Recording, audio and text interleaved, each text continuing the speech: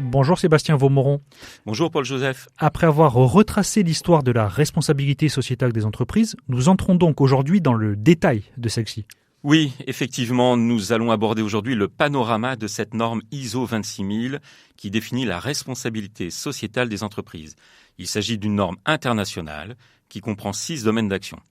Il y a d'abord les droits de l'homme, puis les relations et conditions de travail, l'environnement, la loyauté des pratiques, les questions relatives aux consommateurs et les communautés et le développement local. C'est surprenant parce que dans l'esprit courant, la responsabilité sociétale des entreprises, ça évoque plutôt son aspect environnemental.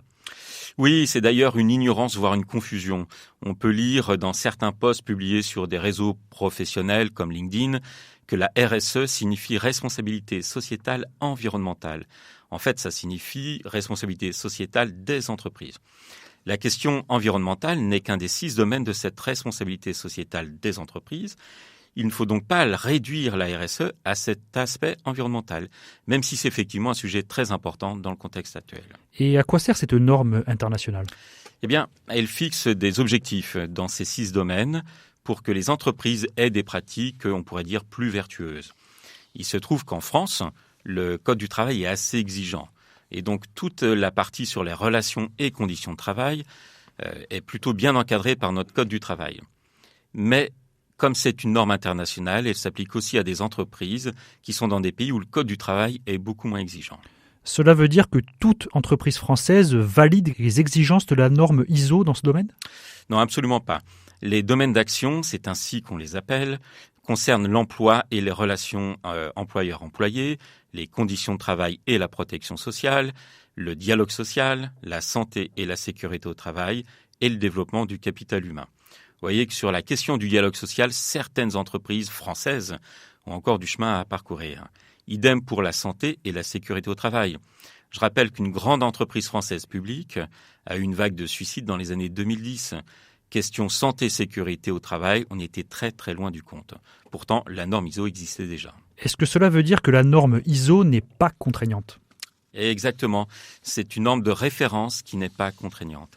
Les entreprises s'engagent dans une démarche de responsabilité sociétale pour leur entreprise, ce qui est bon pour leurs salariés, bon pour l'entreprise et bon pour les parties prenantes externes, c'est-à-dire les administrations, les autres entreprises, les citoyens, etc.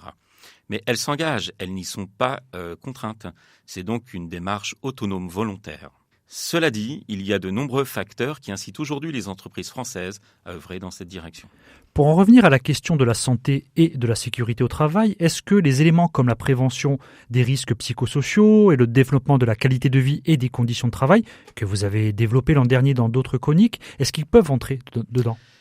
Oui, bien entendu. La norme ISO nous dit, et là je cite, « Le domaine de la santé et de la sécurité au travail concerne la promotion et le maintien du degré le plus élevé de bien-être physique, mental et social des travailleurs, ainsi que la prévention des effets négatifs sur la santé liés aux conditions de travail.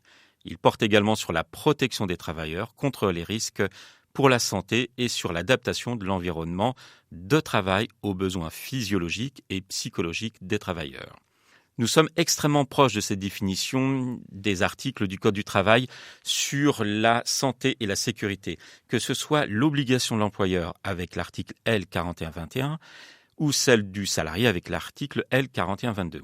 Et puis, cela cite clairement la santé mentale au travail, ainsi que les besoins physiologiques et psychologiques des travailleurs. D'autres passages de cette partie parlent également de la nécessité d'évaluer les risques, de mettre en place des mesures de prévention, ce qui se retrouve dans notre Code du travail avec l'article R4121 sur l'élaboration du document unique d'évaluation des risques. Vous voyez, si notre Code du travail français répond à de nombreux critères de la norme ISO 26000, il n'en reste pas moins que certains axes, dont les questions liées au dialogue social, méritent d'être encore développés.